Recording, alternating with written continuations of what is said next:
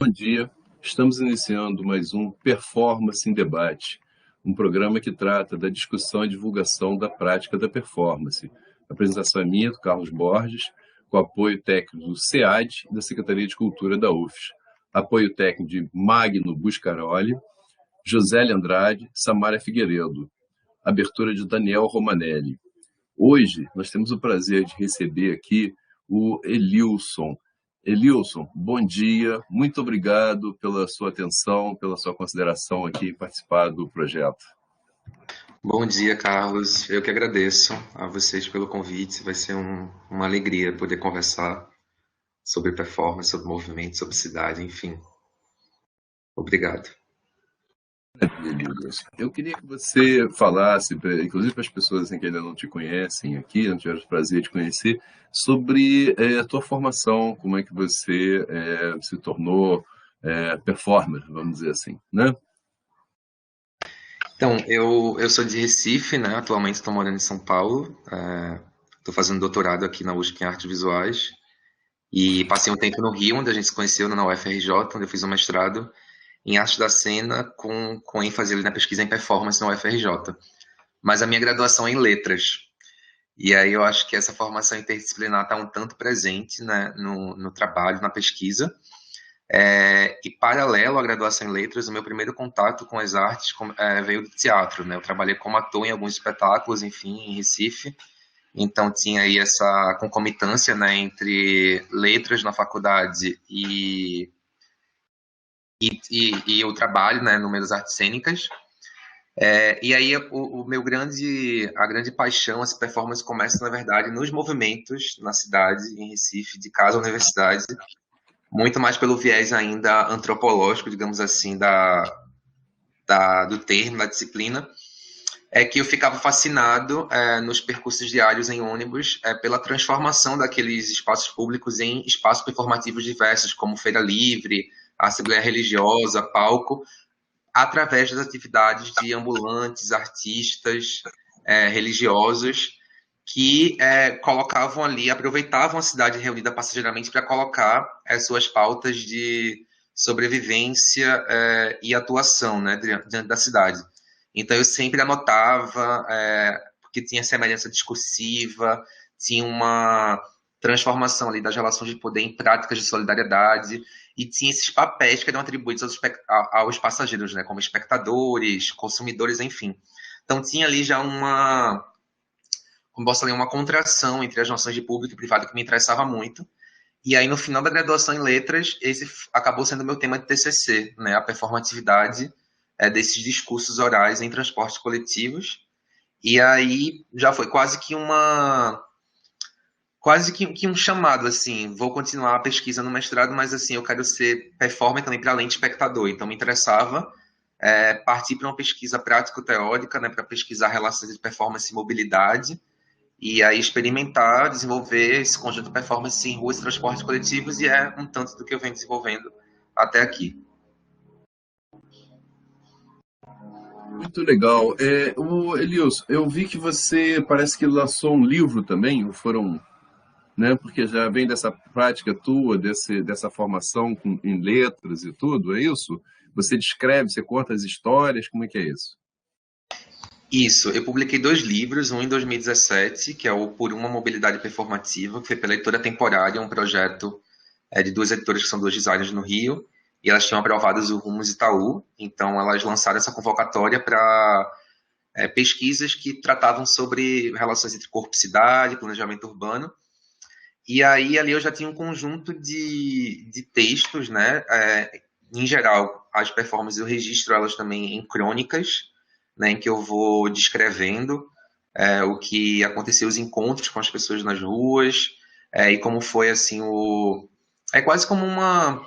Não é tanto uma documentação, porque tem sempre esse ciclo do texto ser lido e relido, né? Além de publicado. Então teve esse primeiro livro 2017 que tem um conjunto de trabalhos que foram feitos no Rio de Janeiro entre 2016 e 2017. Então tem fotografias de registro, mas o enfoque realmente são os textos. E em 2019 eu publiquei o segundo, que para mim é a continuação dele, que é o Mobilidade Interurbana Performativa, que aí sim já foi a etapa conclusiva do projeto que eu aprovei também pelo Rumos. né? Então, a outra eu participei do projeto delas e esse foi, de fato, um projeto que eu aprovei. E aí era uma continuidade da pesquisa, né, porque foi pós o mestrado, então eu continuei realizando ações ali, tinha no Rio de Janeiro, mas também em Recife e, por último, em São Paulo. E aí, no final do livro, tem uma espécie de anexo, assim, apêndice, que são os principais pontos da dissertação, né, da pesquisa. Muito bom, Elias. Eu achei muito legal essa questão, eu estava conversando com você aqui, que você traz uma coisa à tona com o teu trabalho, que é a questão histórica, né? Você acaba entrando um pouco na questão da lógica dos monumentos, né, que passa meio desapercebido, porque eles estão pela cidade, né, que o Zé Krauss toca essa história dessa lógica, desse monumento e tudo. E você levanta umas coisas assim históricas, tanto da história da performance, como é o caso da Márcia X, né? Como da história do Brasil, como é o caso do Márcio Moreira Alves, que as pessoas nem conhecem, assim, nem sabem, né? E era um cara que eu li muito. Ele escrevia no Globo, eu lia muito, gostava muito dele, tinha o maior carinho por ele, né? Assim, e que você falasse um pouco disso, dessa possibilidade, pode ser? Sim, eu acho super importante a gente pensar que a história é realmente como algo movente que a gente também está escrevendo, né? Então acho que a gente tem que tomar parte realmente de alguma desse teor narrativo, assim, porque acho que a gente também está contando, né? E acho que nos trabalhos você perguntou isso, eu lembro que uma vez até uma dupla de curadores assim uma vez questionaram para eu refletir mesmo quando eu li um texto de um dos trabalhos, falaram assim, nossa, mas parece que você escreve o texto, o relato, a crônica, como se você quisesse equiparar o que aconteceu na rua, né, essa sua vivência com as pessoas, como se fosse um fato histórico. E eu fiquei pensando assim, mas talvez a gente coloque uma carga disciplinar na palavra história que talvez ela não precise, seja o contrário, assim, porque eu acho que se a gente pensar numa cidade, né, todos os corpos que estão ali caminhando são como mapas móveis, né, que estão realmente escrevendo e inscrevendo histórias.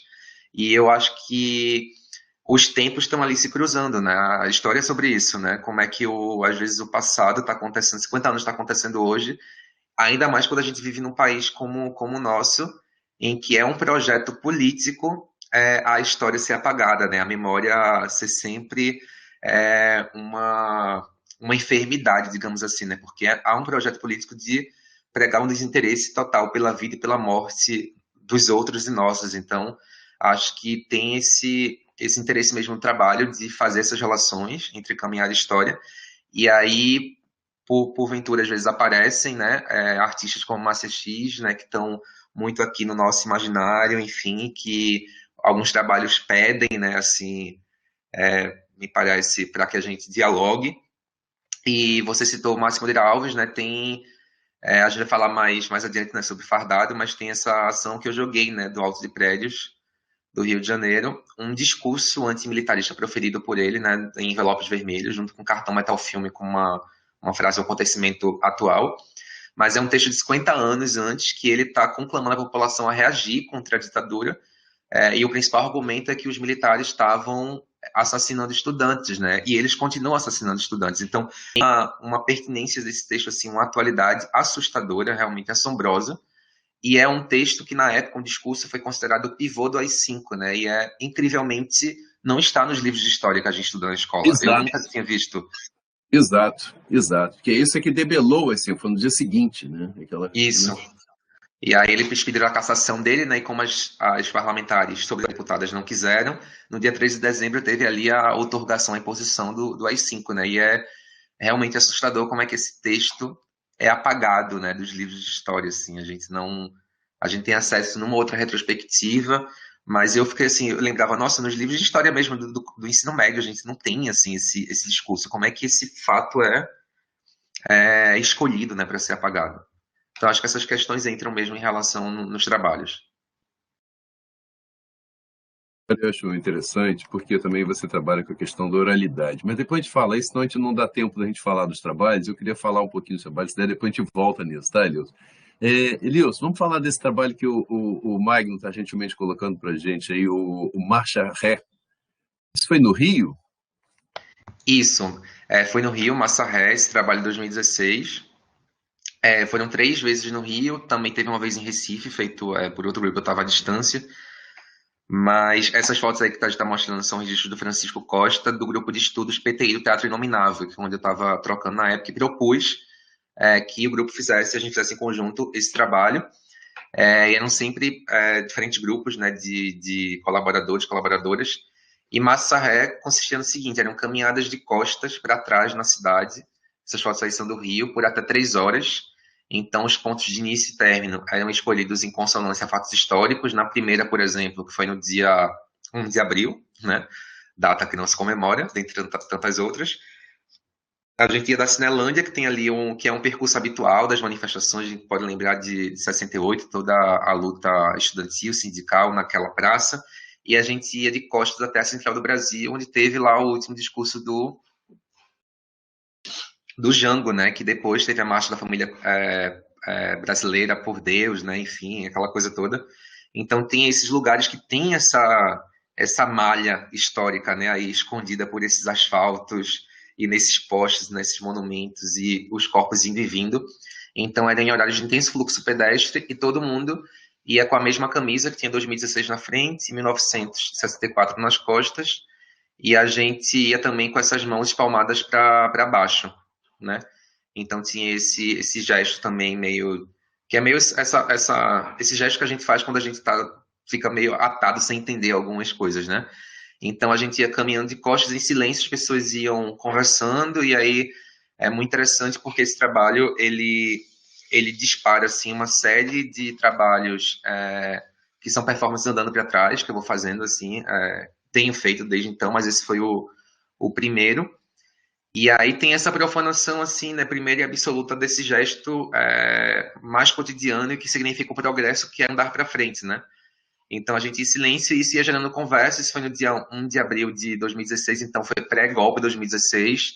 Então a conversa estava super latente ali, mas muita gente perguntava o que era aquela data nas costas. Outras pessoas ficavam mais curiosas em relação aos gestos. Teve um homem também que passou e perguntou se era um tributo ao Michael Jackson. Então tem essas coisas que eu acho incríveis, assim, porque são faturas mesmo dos imaginários que se colocam ali em diálogo, né? Quando um trabalho está acontecendo no meio da rua, que já está acontecendo tanta coisa. Então, por isso que essas falas são tão importantes, assim, para pensar depois, né? O registro desse trabalho. Gesto também significa, assim, no termo gestual do corpo, que você não está escondendo nada, né? E não está armado, sobretudo, né? Que tá, olha, eu não estou escondendo, não tem nada escondido, estou desarmado, né? Bem interessante. Esse o Magno agora está colocando a coisa é o Gota. Esse eu lembro lá da UFRJ, né? Daquela época. Conta pra gente aí um pouquinho. Sim, esse foi lá da época da disciplina, né, do Ronald Duarte e da Lívia Flores, né, que eles coordenavam. E acho que você lembra que toda semana eles davam uma palavra, né, pra gente meio que criar alguma coisa. E aí eu estava conversando, todo mundo muito assim, aflito, né, já assim, pelos rumos que estavam se tomando, né, politicamente no Brasil, né, a crescente do fascismo já ali se ensaiando. E aí teve um dia que a conversa terminou com a expressão gota d'água, né? Aí a Lívia falou assim, pronto, gota d'água. E aí eu formulei esse trabalho que era o seguinte: eu saía com esse balde vermelho, que tem capacidade para 3,6 litros, e aí eu ia coletando água das pessoas na rua, de quem eu visse bebendo água ou trabalhando com água, até completar o balde.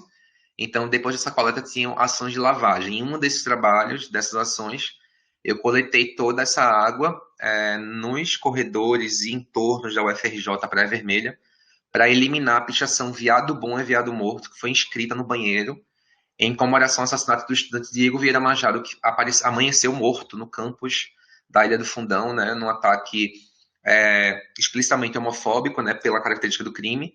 E ele era gay, militante, nortista, negro, cotista, era do Pará. E até hoje, né, um dos tantos casos que não foram elucidados, né, não há um interesse que seja, né, a gente sabe muito bem como é. Como da E Marielle, né? Pois é, né? Acho que, sobretudo no Rio, tem esse. Acho que 2015 para frente, assim, tem uma série, né, de casos assim que enfim, que seguem assombrando porque e seguem clamando por nossa agência, né? Qual é a nossa, que parte a gente toma dessa narrativa para que isso seja elucidado. Então, tinha aí esse texto depois, né, que aí então tinha esse ciclo de trabalho, que era a coleta, né, essa ação de caminhar, coletar água, a lavagem, a eliminação dessa frase, e a exposição oral, que era o relato em que eu concatenava aí todos os encontros que eu tive no entorno da universidade com transeuntes, visitantes, estudantes, professores, seguranças, dentre outros funcionários, pedindo algo e eu contava para que era, então aí vinham várias conversas a partir disso, né? Isso meio virava uma questão, realmente uma pauta coletiva. E aí, cada vez que eu vou ler esse texto, eu repito o gesto de caminhar, coletando água nas pessoas, e aí quando eu chego em tal hora, numa galeria, centro cultural, enfim, numa exposição, eu leio esse texto adicionando aí questões, né? Pensando muito nessa relação entre discursos de ódio e expressões populares, né? Como tem uma semelhante vitalidade linguística, assim, né? A parte da expressão gota da gota serena, e aí tem essas frases pichadas todas, né? Enfim. E essa foto que a gente está vendo, por exemplo, é do Wilton Montenegro, numa mostra lá no Desilha, né? Acho que foi a segunda exposição oral que eu fiz de trabalho. E agora eu estou na número 24, então a gente sai, assim, é um trabalho que realmente tem uma necessidade de seguir fazendo, infelizmente, pelas questões que ele trata, né? Mas que agora eu parei de fazer em 2019 por conta da pandemia, né? Porque como eu tendo a beber boa parte dessa água, seria realmente um atentado sanitário, né? Fazer isso hoje em dia. Mas a gente segue no fluxo, né, do trabalho. Maravilha. O Magno pediu você para colocar o fardado agora, que foi que é aquele dos envelopes, não é isso? Isso. Você pode comentar um pouco sobre isso? Esse você fez no Rio também, né, Nilson? Isso foi no Rio, foi no dia 13 de dezembro, né, de 2018, outra data que não se comemora, eram os 50 anos do AI-5, e aí meses antes que aconteceu no Rio, né, em 2018. Aconteceu a execução, né, política da vereadora Marielle, e meses depois aconteceu também o assassinato do estudante Marcos Vinícius, que tinha 13 anos e estava indo para a escola com a roupa da escola, né, e recebeu um tiro, né, da polícia numa operação da intervenção federal. Quando aquilo aconteceu, né, que enfim, né, que são desses tantos casos que realmente paralisam a gente, né, pela gravidade, e o Marcos perguntou, né, a Bruna, a mãe dele, né, antes de morrer, se a polícia não tinha visto ele com a roupa da escola, né? Então tem essa indignação final aí desse estudante perguntando isso.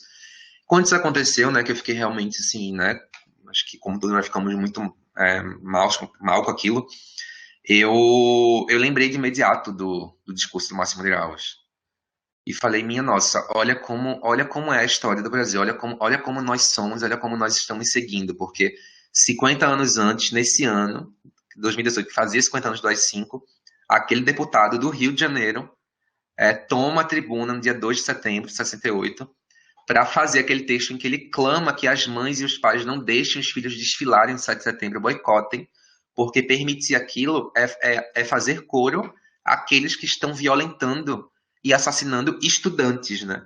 E 50 anos depois a gente está no Rio sob intervenção federal, né, no governo Temer, e há um assassinato de um estudante com uma farda da escola indo para a escola. Então, tinha aí esse cruzamento, né? Então, nesses envelopes, tinha um cartão metal filme, que é um espelho que você se vê meio caleidoscópico, assim, com a frase do Marcos serigrafada, e atrás tinha dobrado assim, em papel jornal, uma cópia do discurso, né, do Márcio Moreira Alves. Os dois estavam assinados, datados, né, de quem era a frase e qual foi a data, né, no caso do Marcos, dia 20 de junho de 2018, e no Márcio Moreira Alves, no dia 2 de setembro de 68, né, Rio de Janeiro, Brasília.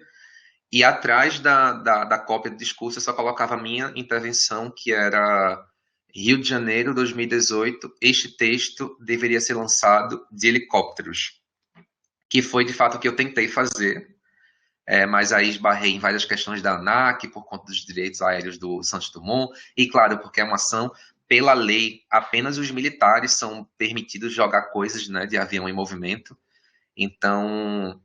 E aí é interessante pensar como tem uma série de trabalhos artísticos, sobretudo na América Latina, de jogar coisas do alto, né? Então tem aí, acho que já tem um histórico assim de ações artísticas que querem reivindicar também esse lugar, nessa posição que os militares ocupam de estar perto de Deus, né? Porque é quase nesse poder, né? Se a gente for pensar simbolicamente, que se colocam.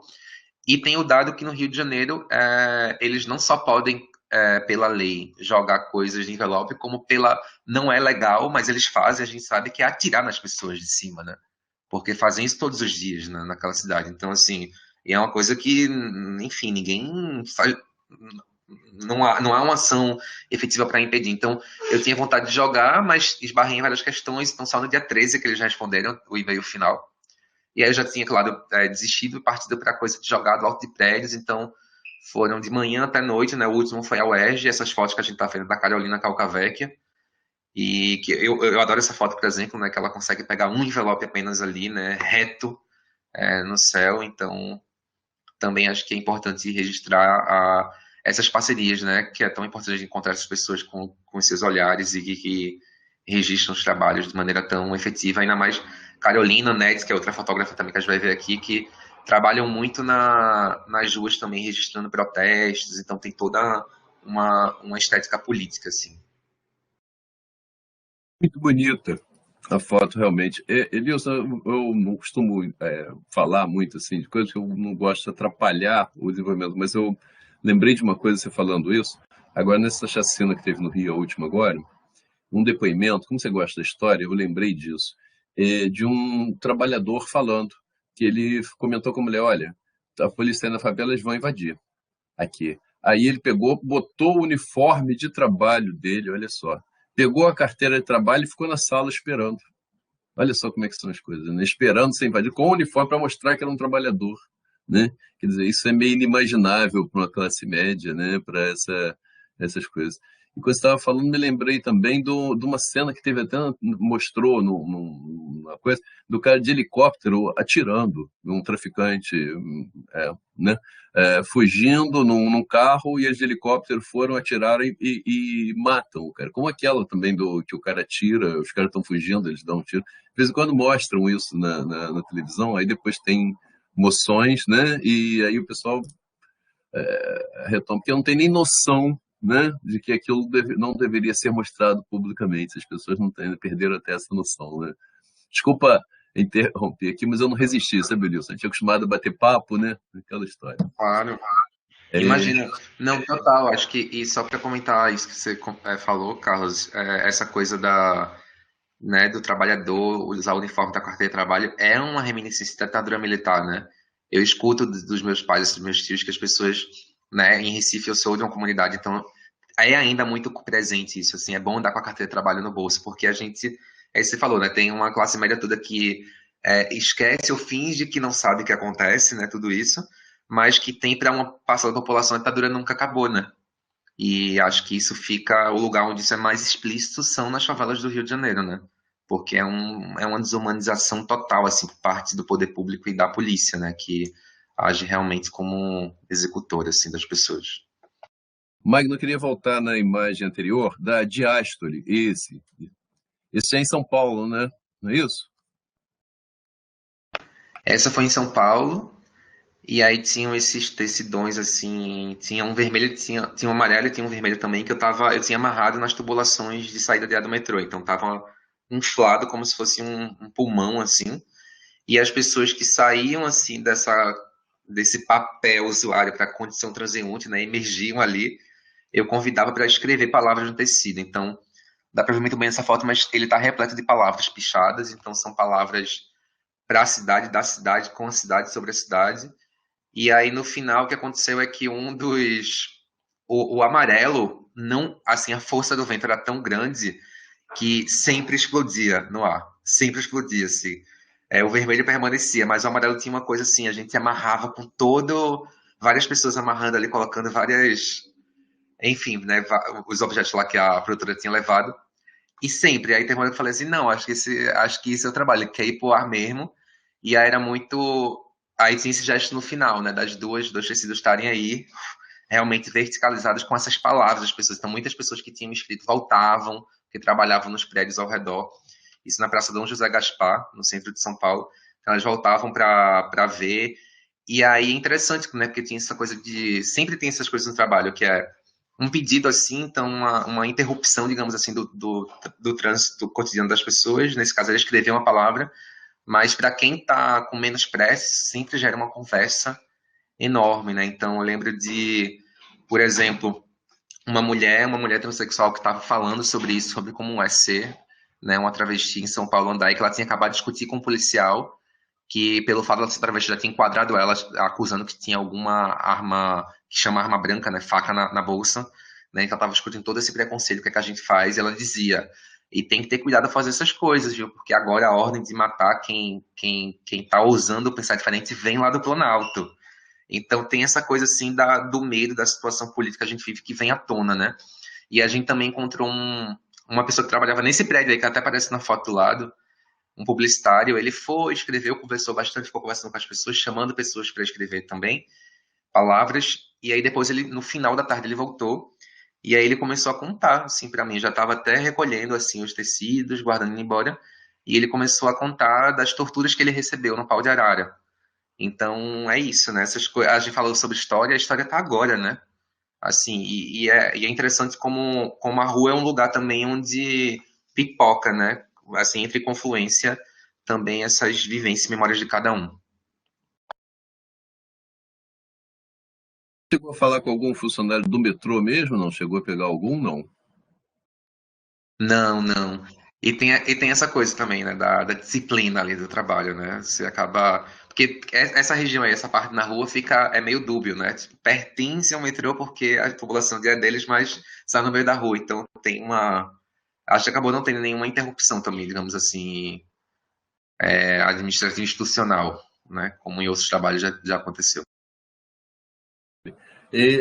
Depois que você fez o Chuva de Direitos, não é isso? Que é esse com a carteira de trabalho, em seguida.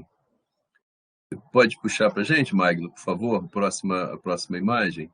Esse daí você fez em São Paulo Não, na verdade eu coloquei também numa ordem, acho que mais assim, dialógica de trabalho, mas o Chuva até foi um ano antes, foi em 2018. Foi no Rio de Janeiro. É que eu coloquei realmente depois de acho ele aí na ordem.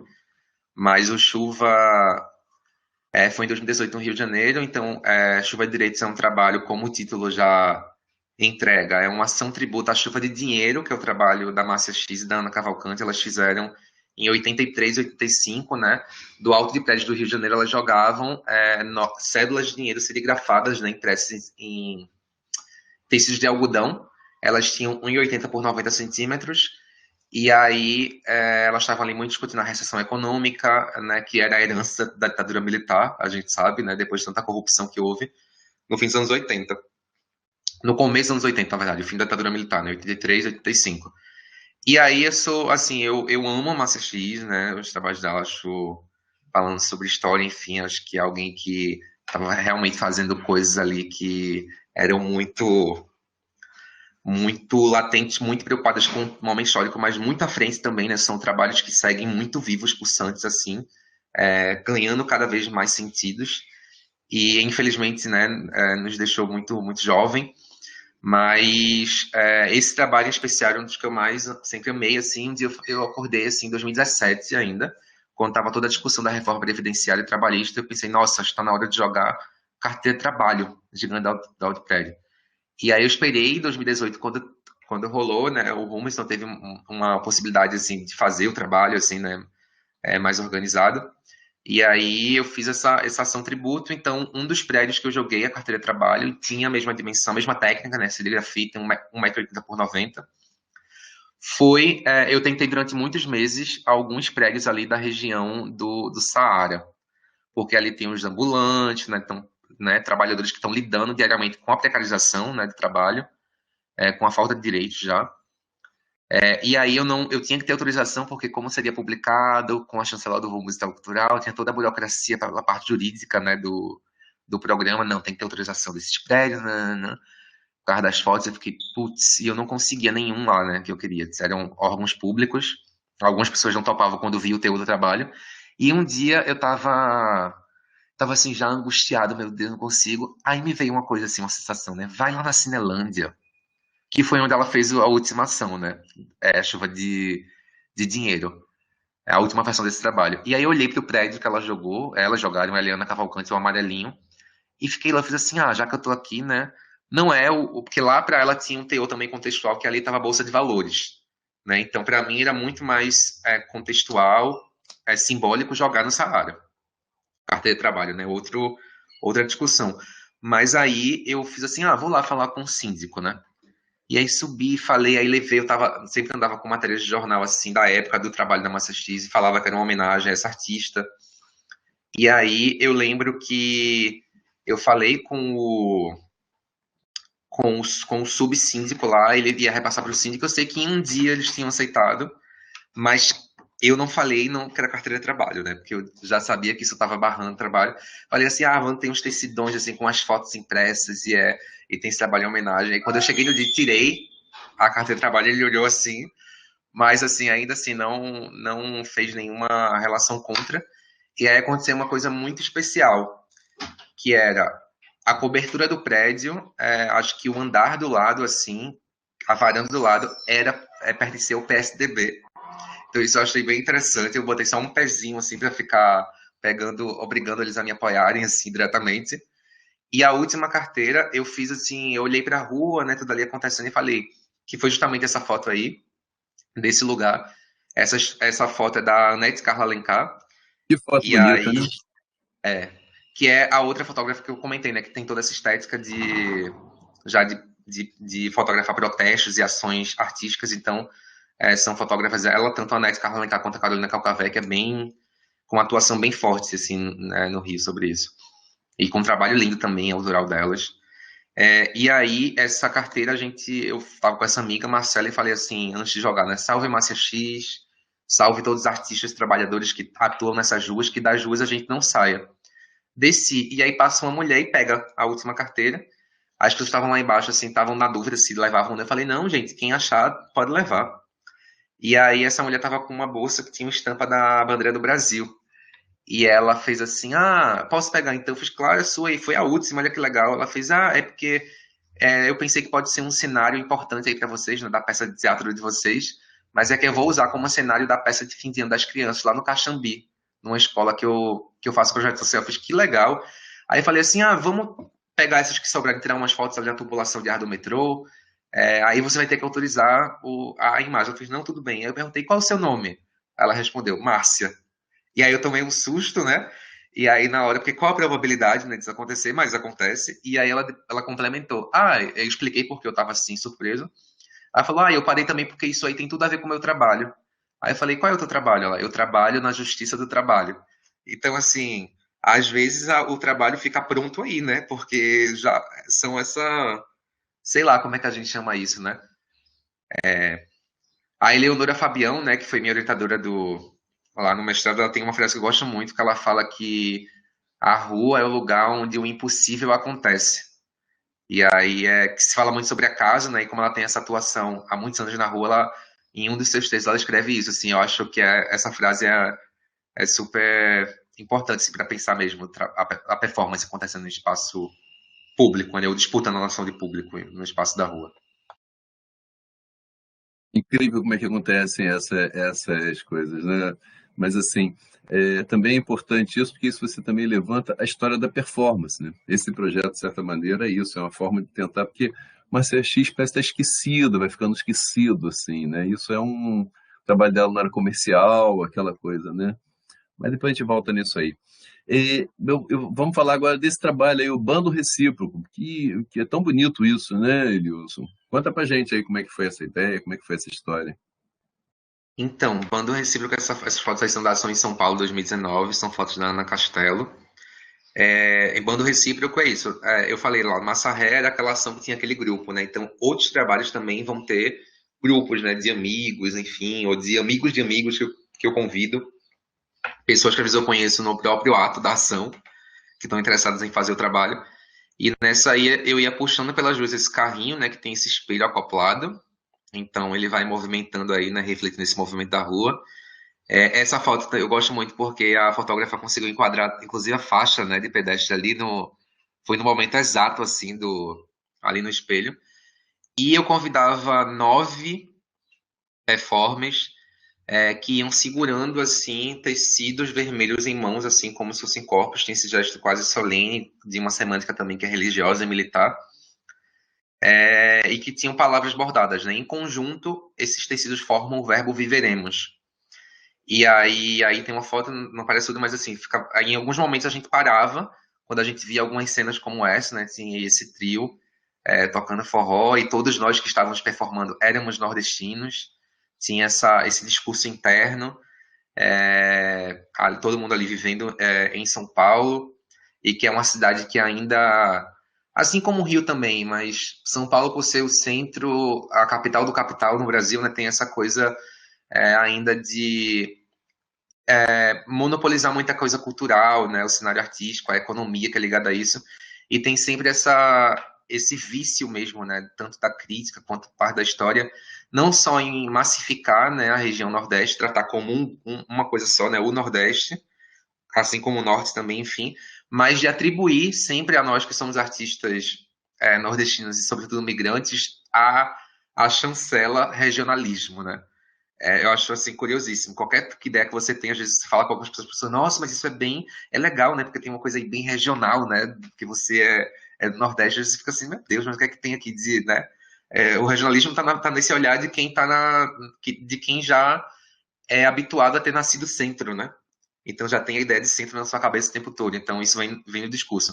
Então tinha esse texto interno aí da gente, né? Éramos todos nordestinos, migrantes aí, imigrados para São Paulo, e a gente parava, às vezes, assim, o bloco, para meio que capturar essas imagens com espelho, né? Essas cenas e também essa duplicação dos prédios.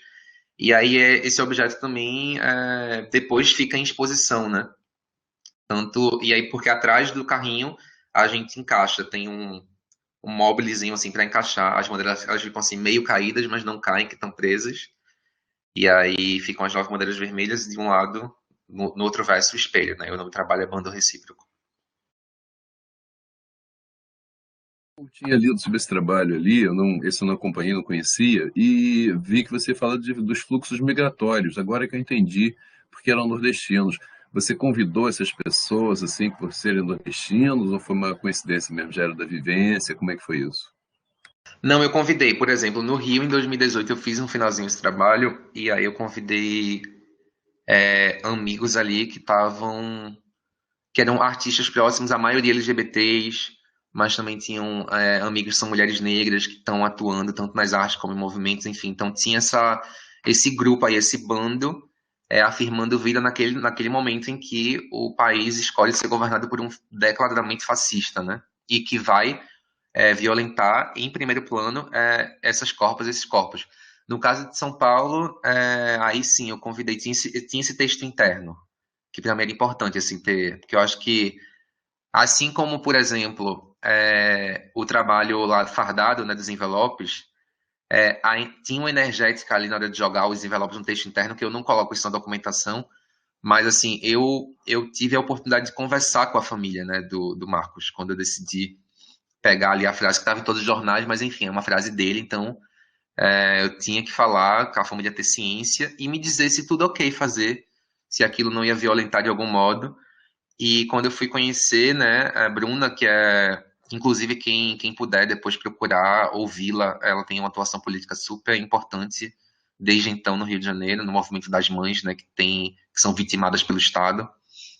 E eu lembro quando a gente, só fazer essa regressão um pouco, quando eu li o texto, que eu falei assim, eu vou ler o texto que eu vou jogar junto, e se você me falar que não tem sentido nenhum, eu vou dizer, realmente, não vou fazer. Mas se você me falar que tem. E aí, quando eu li o texto do Márcio Moreira Alves, ela falou assim: 68? Nossa, mas esse texto é sobre minha vida. Né? Então, aí eu falei assim: então vamos fazer desse jeito. Então, tinha essa energética na hora de jogar os envelopes. Assim como quando eu precisei publicar o texto na íntegra no livro, eu precisei falar com a família do Márcio Moreira Alves. Então, tinha ali também, por mais que eu não documente isso, que eu tenho esse e-mail com os filhos dele e que deram um ok, que falaram da importância de fazer trabalhos assim, e que isso estaria super em diálogo com o que o pai deles, né, pregava, mas tem essa energética e quem está folheando o livro. Assim como em Bando Recíproco tinha esse texto interno nosso. Isso dava acho que uma outra energética para caminhar, assim, porque tinha essa afirmação de vida coletiva ali, sabe? Assim, e de cada um. Claro que com as evidentes diferentes possibilidades de violência que existem entre nossos corpos, né? Assim como é na cidade como um todo. Muito legal isso, porque a gente levanta que são os verdadeiros heróis, né? E não, às vezes, aquelas pessoas que aparecem aí segurando armas, montado em cavalo, que acabam entrando para os livros de história, né, Lilson? Pois é. É... Elilson, e a arte panfletária, esse que ele está mostrando aí, esse eu achei muito legal também pela coisa dos diálogos que você coleta, né? Que já é uma característica do teu trabalho, né? Muito bacana isso. Lá em Nova Iguaçu, onde eu trabalhei, terra do Ronald, né? Tinha essa história, tinha no espaço que eu tomei conta lá há um tempo, a contação de história, que eu acho muito bacana e que é muito forte lá no Recife também, né, Elilson? É, né? Bem bacana. Comenta aí como é que foi essa experiência. Sim, a arte panfletária aí começa em 2018. Eu falo que é 2018, 2019, mas a minha ideia, eu tenho um desejo de fazer pelo menos todas as capitais do Brasil, conseguir fazer enquanto eu estiver vivo, porque é um trabalho que me ensina muita coisa, assim. Eu costumo falar que gota que ele dá o balde é o coração, e esse aí é como se fossem os pulmões, sabe? Porque tem aquela coisa que às vezes a gente descobre uma coisa fazendo um trabalho, né? Você faz assim, uma importância mesmo para a sua vida, assim, sabe? E esse trabalho, eu saio com essas roupas sem estampa, né? Calça e camisa. E aí o vizinho começou a fazer reforma aqui agora.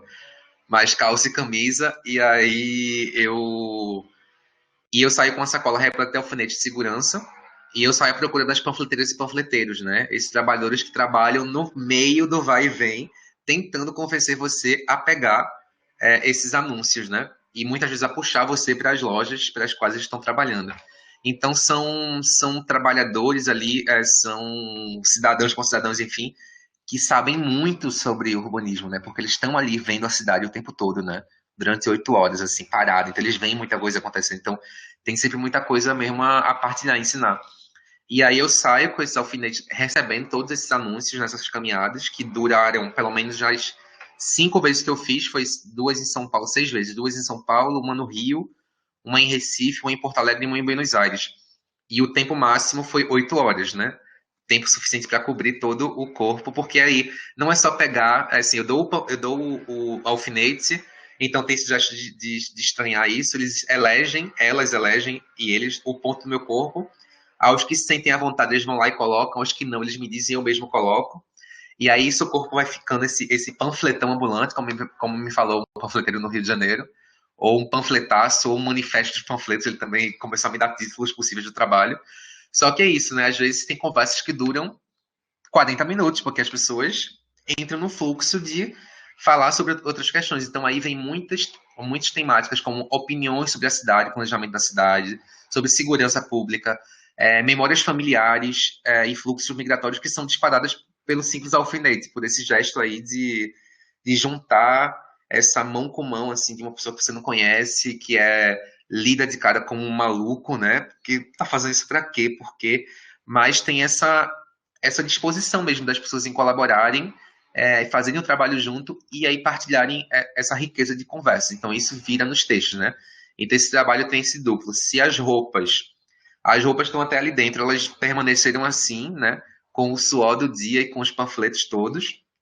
Então elas viram essa espécie de instalação discursiva que cartografa essas caminhadas de longa duração, como nessa foto, né? Essa foi numa exposição lá do Tomiotaki em 2018, no EDP, uma foto do Ricardo Miada. Então ficam essas roupas aí penduradas, né, suspensas em diagonal. Aí a gente tem uma roupa de Porto Alegre e outra de São Paulo. Então elas cartografam visualmente o que se entrega nas cidades, porque tem as diferenças também, né? Dessas cidades que eu fui, por exemplo, o Rio é a cidade em que mais descaradamente se distribui à luz do dia panfleto de prostituição. Nas outras cidades não, eu nunca achava. Encontrava no máximo um sex shop, que na verdade é uma fachada, porque é um jogo de caça-níquel. E a gente vai descobrindo também, né, essas marmotas todas assim, que acontecem em cada cidade. A de Porto Alegre tinha basicamente discurso, panfleto propaganda política, né? Tava pré-eleições de 2018, mas não só. Tem também discurso religioso. Então, para mim, me interessa como é que ficam essas coisas assim, lado a lado, sabe, no final. O discurso religioso com o discurso publicitário, com o discurso político da politicagem e com o discurso comercial. E tem o outro duplo do trabalho, né, que eu falo, o outro lado, que são os textos, em que aí eu vou, na verdade, cartografando são os encontros, são as conversas, né, com cada panfleteiro e panfleteiro e o que sucedeu aí nesses diálogos, né? Tanto as solidariedades quanto as violências, e isso vai criando essa trama aí nos textos. Nesse trabalho, tem muitas histórias. São essas histórias que você leva para os livros, Elielson? Isso. Ah, essas fotos aí, essa foto é no Rio, né? É do Magno Scavone, essas fotos que a gente está passando. Foi a primeira versão desse trabalho no Rio. E sim, isso que eu publico no livro, assim, são os relatos de todos os trabalhos, e esses acabam sendo mais longos, né? Porque tem uma duração maior. E, sei lá, eu posso lembrar, por exemplo, aí do Rio, né? 2018. Teve uma mulher, a gente parou uma hora para comer num selfie vegetariano. E aí ela tava na fila e aí tem as pessoas que ficavam xingando, né? Meio que. E aí eu lembro que os rapazes da cozinha me viram assim com algumas propagandas e gritaram: Olha, ele fazendo propaganda para as primas. Porque eu não sabia que as profissionais do sexo são chamadas de primas no centro da cidade. E aí uma mulher que eles ficavam assim: Nossa, não tem nenhuma prima ainda, a minha vai ser a primeira. E ficavam sempre tirando onda quando eu ia, e também traziam, né, informações. Por exemplo, teve um grupo que ficou fazendo uma piada, e aí um dele falou, não, mas o meu faz bem mais sucesso. Eu perguntei, mas por que? Ele falou, é que no meu trabalho as primas travestis, você tem que ver o tamanho das filas. O que é um dado muito curioso, né, sobre o Brasil, que a gente sabe que é o país que mais consome prostituição de travestis, que mais consome pornografia travestis, e ao mesmo tempo é o país que mais assassina, né, travestis. Então tem aí um dado mesmo sociológico, psicológico sobre o Brasil, que emana nessa simples ação aí na rua, né? Então tudo isso vira material para o texto, mas no Rio teve acho que é o texto que eu mais tenho uma relação afetuosa, assim, até mais um pouco da ação que eu fiz em Recife também teve muita coisa, né? Minha cidade onde eu nasci, onde eu fui criado a minha vida toda, então tem uma relação muito afetuosa, mas no Rio aconteceu uma coisa muito curiosa, que quando eu dobrei na rua do Ouvidor, tinha uma senhora assim, com uma voz de menina, assim, sabe? Bem aguda, assim, entregando o panfleto. Eu olhei e falei, nossa. Aí ela virou pra mim e falou, ei, eu quero. Ela falou, eita, se essa moda pega, hein? Aí eu falei, eita, mas eu quase passei despercebido, eu quero o teu também. Fui lá com o alfinete. Aí ela perguntou, tu é de Pernambuco, né? Aí eu falei, né? A gente se reconhece pelos sotaques. Eu fiz, sim, a senhora também.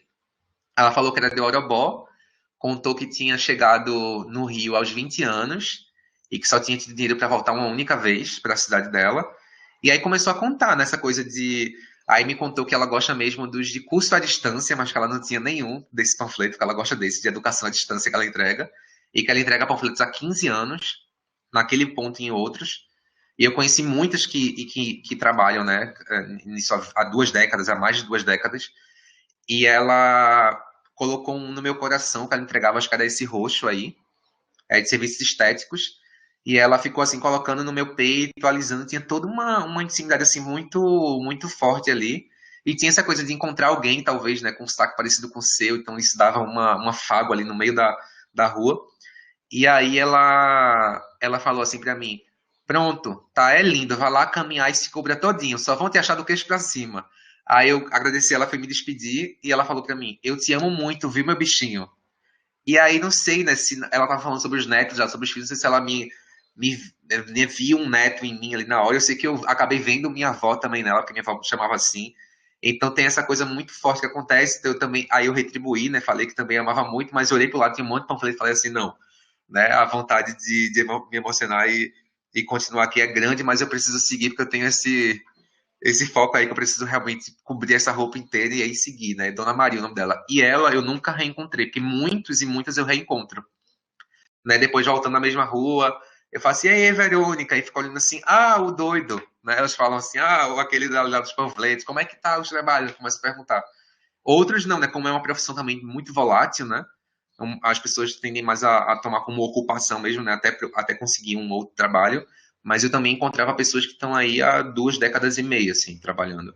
Ou também pessoas que já são aposentadas e não querem ficar em casa e arrumar assim, ah, eu peguei esse trabalho para fazer um extra para me ajudar na aposentadoria, porque eu tenho muitos netos, muitos filhos, então toda esse extrato mesmo, né, dessa multidão no Brasil que é precarizada, né? Você usa algum registro fotográfico assim disso fora dessas pessoas? Essa coisa não, né, Elielson? É só da história mesmo, né? Não, no livro eu até tenho Algumas Tem. fotos, sim. Eu tendo quando tem esse trabalho, pedir para as fotógrafos focarem mais nas mãos colocando. Então tem mais fotos nas mãos, mas tem algumas fotos, sim, sobretudo a de São Paulo. E que é isso também, né? Acho que fazer publicação também é aquele grande aprendizado, porque você tem toda aquela negociação também com a designer, né? E aí eu estava trabalhando também com Tatiana Podilubni, que é artista, que é, enfim, no segundo livro, no primeiro foi o Tiago Lacaz, mas a Tati estava ali super junto e a gente também ficava falando, não, mas essa foto é importante, tá? Porque tem tudo isso aqui, nanana. E aí as pessoas autorizavam, né? O registro de suas fotos. Mas é uma. E aí a gente usava, acho que tinha autorizado, alguns não autorizavam, então eu não usava. Mas é sim uma. Eu uso, por exemplo, na publicação, eu não uso em exposição, por exemplo. Que eu acho que já é uma. Já vira outra coisa, assim. Acho que ali no livro é importante também ter alguns rostos, porque tem as falas também ali, as vozes no texto. Mas é sim uma questão para a gente pensar sempre com muito cuidado, né? Esse trabalho que o Magno colocou aí agora já é o Chancela, não é isso? Esse é mais recente, né, Lilson? Isso. Esse é do ano passado, 2020, Chancela 24. E é um vídeo, né? Eu tenho essa coisa que você falou da contação de história, dos textos, né? Que eu vou. Foi assim que até a gente se conheceu, né? Lá na época de Gota. Então tinha coisa de ler ali o relato. E aí nesse vídeo tem a ação e o texto em voice off simultâneo, né? Acho que talvez seja aí um primeiro vídeo de uma série que eu queira fazer, assim, de novos trabalhos que já sejam mais registrando mesmo em vídeo. Mas aí tinha essa ação muito simples que eu ficava parado em alguns pontos da cidade, respirando, fazendo movimentos circulares com essas bandeiras, quase como se meu corpo fosse uma cancela aí nesses espaços de intenso fluxo pedestre. E aí eu estou estampando esses três números, né? 24, 108 e 41, que são respectivamente utilizados no Brasil, 24, Paraguai 108 e 41 no México, para discriminar homossexuais, né? E aí são os números correlatos nesses países. Eu descobri o 108 quando eu fui fazer uma dessas ações de caminhadas de costas.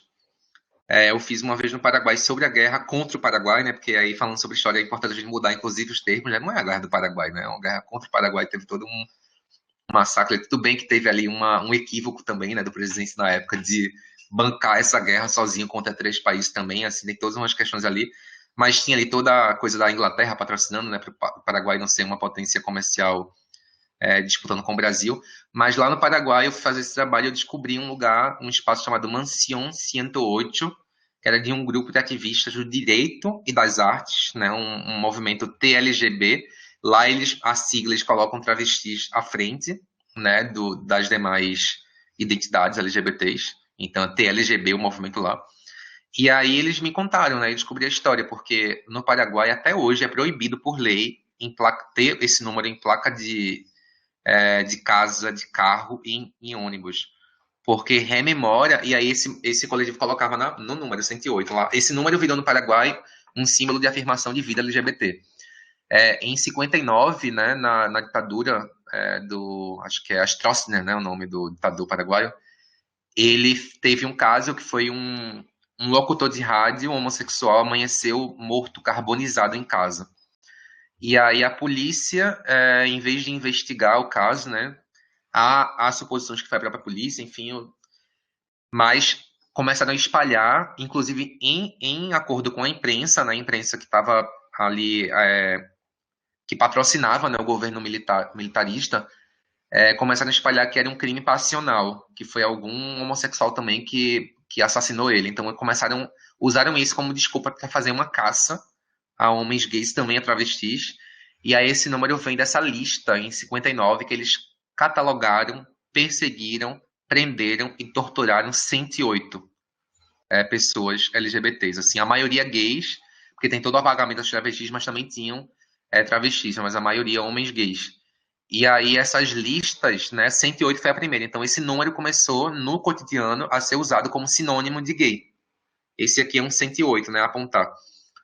E aí essas listas prosseguiram durante a ditadura até os anos 80, até ontem, né? Não eram mais essa quantidade, mas sempre tinham listas, né? Aqui são novos 108.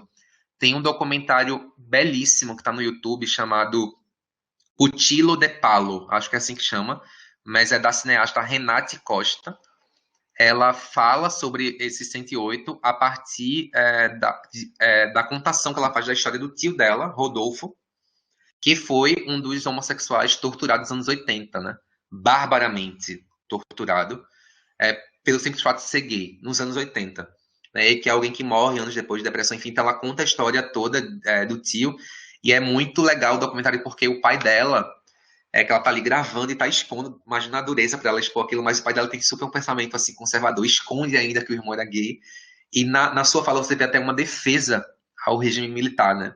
O que acontece muito nos países da América Latina, inclusive em nossas famílias, enfim, né? Tem essa coisa, essa memória que não foi trabalhada, né? E aí, nesse trabalho, então, eu pego esse número, boto essas cancelas, né? Tem o 108 Paraguai, no México, 41. Era uma festa que teve, o baile dos 41.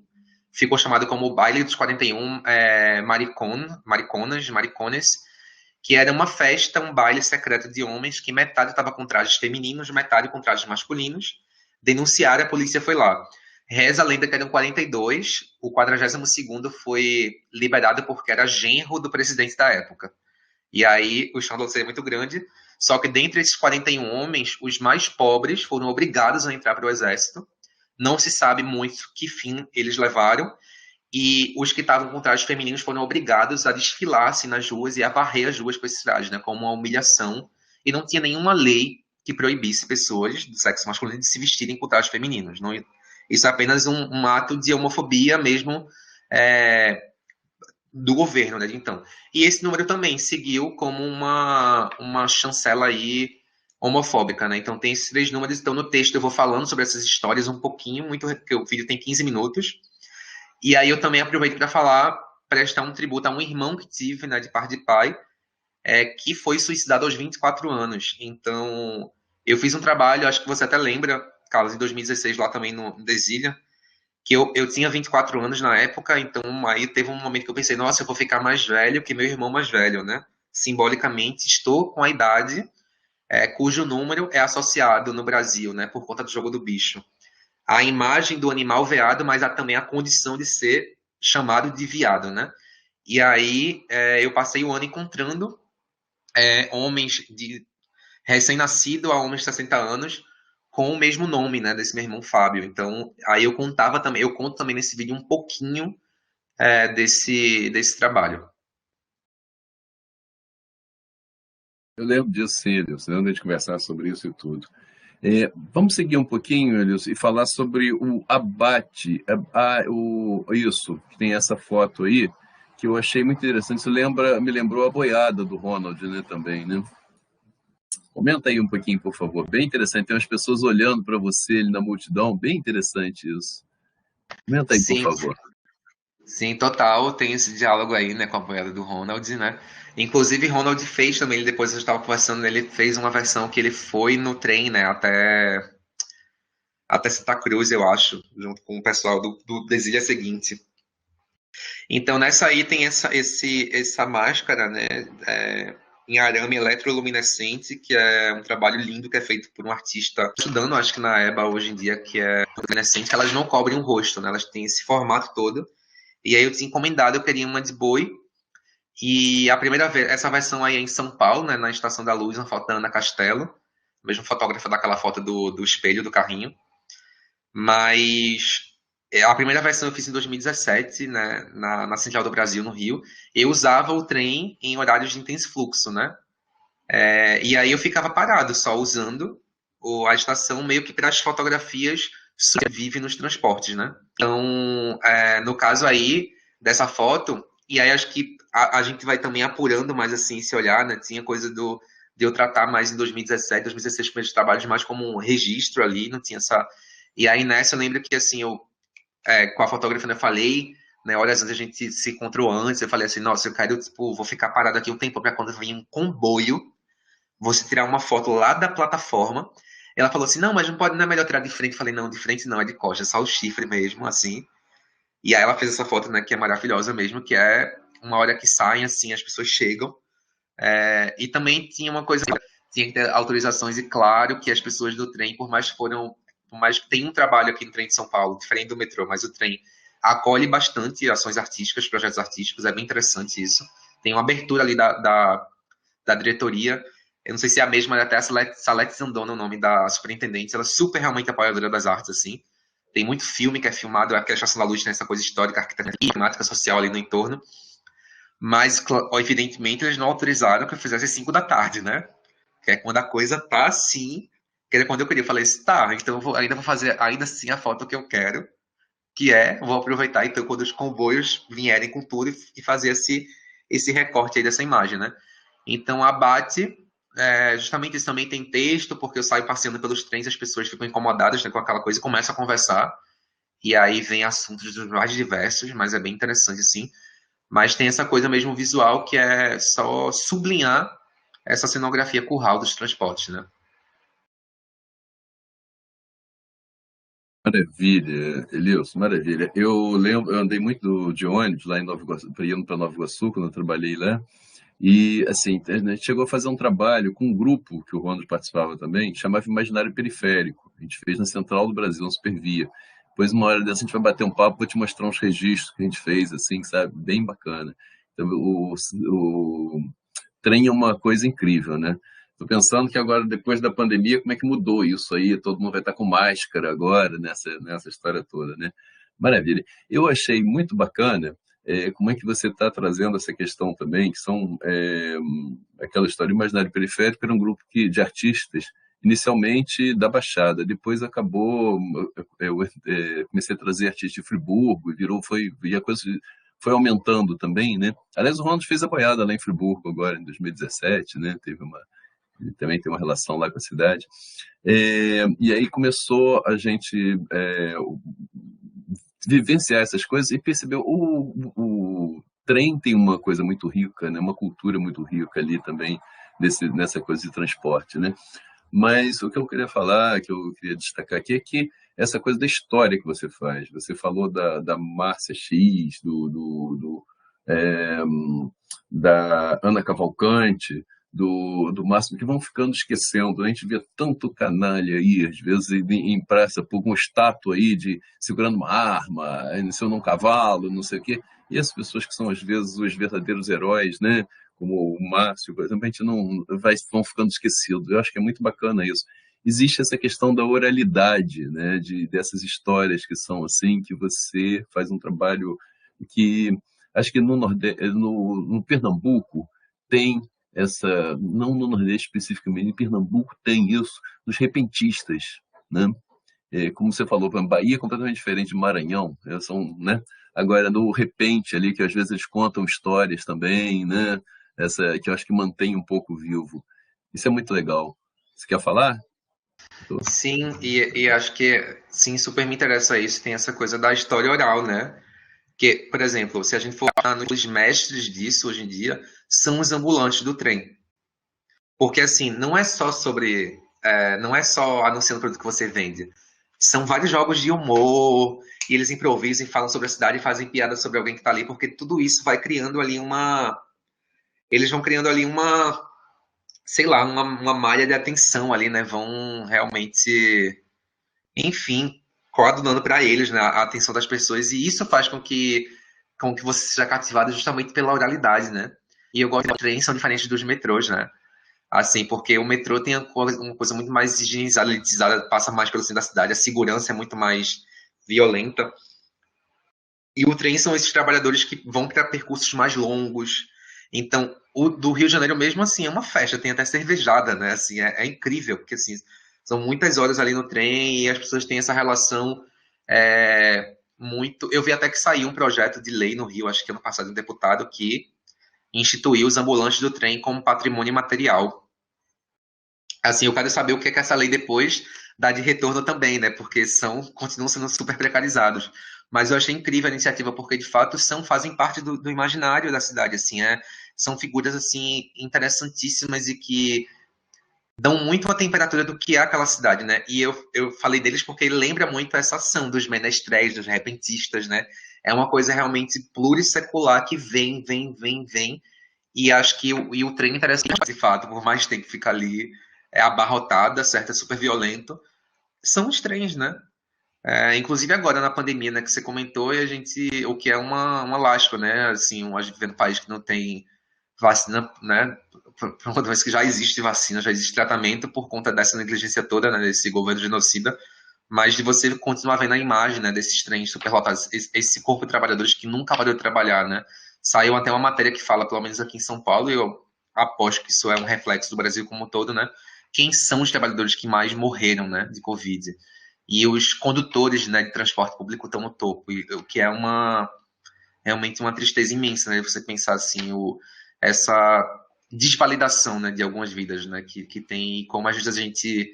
Então, por isso que eu acho que também essa coisa da história oral que você fala, né, de a gente reivindicar também essas personagens do cotidiano, assim, o valor realmente que tem, né, e essas pessoas, suas atividades, suas profissões, seus trabalhos, as histórias que elas contam, né. E aí eu vejo o trem assim como se fossem rizomas, né, que trazem para o centro essa cultura da periferia, né, e concentram ali, né? Eu acho isso bem bacana, né? E assim, outra coisa é essa história, né? Você falou da Márcia X, eu lembro uma vez teve uma exposição no Bananeiros, Espaço Bananeiros lá no Rio, do Léo, e assim, eu tinha um trabalho que eram umas almofadas com palavras, e que era chute essas palavras, eram almofadas para ser chutadas. E aí no final da festa, assim, à noite, né, a Márcia ficou sentada em cima de uma almofada lá, sabe, assim, já na coisa. Então, um carinho, a gente fica assim, poxa, e isso se perdeu, porque a performance tem esse problema de, assim, de não ter, não estar no museu, né? Ele, agora você está tendo uma coisa com esses objetos, você até fala dos objetos performáticos e tudo, ali a gente vê do bando recíproco, por exemplo, é um objeto que pode, é muito bonito, por sinal, né? É uma outra possibilidade que eu acho assim mais pragmática, né, de vocês levar a performance, mas tem essa dificuldade, e essa dificuldade do registro, né? Como você falou, tem a história que passa por cima dessa oralidade. Porque essa história oral, eu vi isso em Nova Iguaçu, como tem histórias assim, tinha uma senhora lá também que ela foi presa política, e aí ela ia lá no Centro Cultural, sexta-feira à tarde, por vontade de contar a história para as crianças. Quer dizer, isso era super literatura oral. E a gente perde muito isso, né? Está perdendo para essa história oficial. Isso vai. Nosso trabalho também manter isso vivo. Eu acho que isso é muito bacana que você está fazendo, Edilson, esse trabalho. Ah, que ótimo, cara. Isso que você fala realmente, né? Que tem uma coisa aí do grafocentrismo, né? Sobretudo na academia, né? E aí você até citou agora, né? Tem vários artistas indígenas também que estão aí, né? Com todo esse trabalho também da história oral, né? Acho que tem muita gente fazendo isso agora, nesse momento, né? Que é importante também a gente tá aí aprendendo, porque de fato, né? Acho que a é isso, o mundo se constituiu, né? Em torno da escrita, né? Assim, o teor científico kantiano e invisibilizando, né? Então, acho que a oralidade é essa grande ciência aí intrínseca mesmo a todos nós, assim, que tem essa importância. Inclusive, quando ela tá. Eu acho super interessante quando há esse encontro aí das artes visuais com a oralidade, né? Porque é sobre isso, né? A gente quer, as imagens se criam e desde sempre pela fala, né? Elilson, nós vamos terminar, já passou uma hora aí de coisa, vamos encerrando por aqui, né? E eu agradeço demais a tua atenção, o teu carinho aqui pelo participar do projeto e vamos manter contato depois aí, né? A gente tem umas, eu já pensei umas coisas que eu vou te consultar aqui, a gente vai se falando, tá bom? Tá certo, Carlos. Eu que agradeço. Foi um prazer. E é isso. Sigamos em conversa, né? Movimentando coisas. Muito obrigado aí. Bom Valeu. trabalho, bom dia para você aí. Obrigado, gente. Vocês Encerrando também. aqui.